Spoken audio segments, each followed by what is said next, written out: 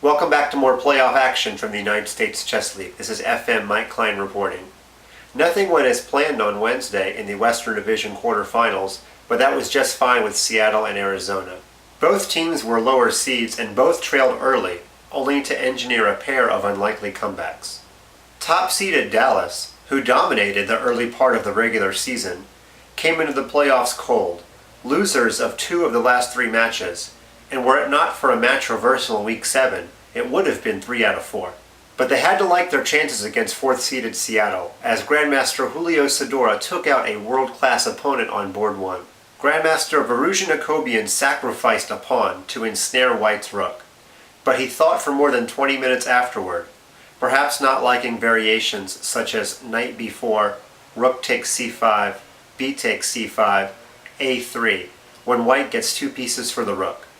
Instead, Akobian put all of his chances on a pin, but Sadora cleverly played d4 to open the c-file, then the nifty bishop h3 to unpin the rook once and for all. Akobian ditched the queen, but only held out for 8 more moves before the white queen invaded to take the point. So the Destiny only needed 1 out of 3 on the remaining boards, but they couldn't get it done. National Masters Artur Safin and Joshua Sinanen drew on board 3, and Seattle's Peter Lesler won on board 4 to even the match. Board 2 would decide the outcome.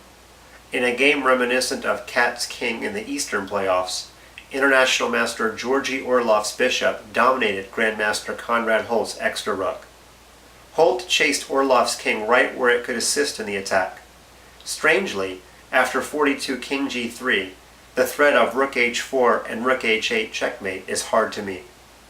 g5 would have been answered by rook g4 when the attack switches to the g-file, but perhaps it was Holt's best chance anyway, since after this he can try king h7, rook takes g5, queen takes g5, followed by rook g8 when he gets the queen back but would likely have to suffer in the rook versus bishop and 2 pawns endgame. Instead, Holt chose an active continuation, but Orlov kept charging and found more daylight for his king on g4. Like Akobian, he had to part with his queen, but Orlov's continued control of the dark squares ensured victory and advancement for the sluggers. In the 2 versus 3 matchup, the higher-seeded St. Louis Archbishops held draw odds over the Arizona Scorpions. Neither team had their usual board 1 at full strength. For the Archbishops, Grandmaster Ben Weingold couldn't make the playoffs due to a coaching commitment, and, according to International Master Mark Ginsburg, his teammate, International Master Mackenzie Molnar, was, quote, quite under the weather for the match. Molnar decided to play a solid Meraxi bind, and he earned a draw, but this meant the Scorpions would need 2 out of 3 on the lower boards, where they only had 1 white remaining.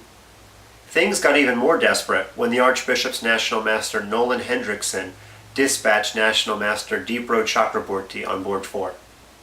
After his knights were swimming all over the position, Hendrickson finished off the win in style, fittingly with a knight.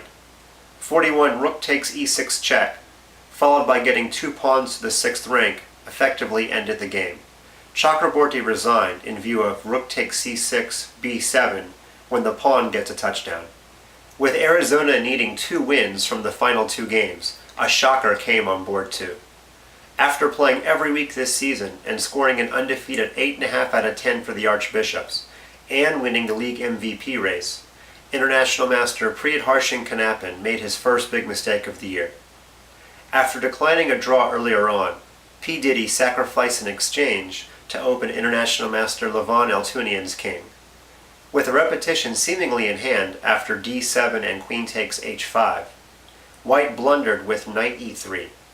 Eltunian didn't bother trying to save his pawn, as the reply rook a5 forces the queens off the board. With his king no longer exposed to attack, Eltunian was free to advance his lone remaining pawn, which won him the game. Arizona International Master Shaheen Mohandesi used a long king walk to get past International Master Levon Brigadze, and the comeback was complete, allowing the Scorpions to advance to the semifinals. None of the 4 remaining teams has ever won a USCL championship. They'll all be in action Monday, as both semifinal matches will take place on the same day. Until then, we'd like to thank our sponsors, PokerStars, the ICC, and Chess.com.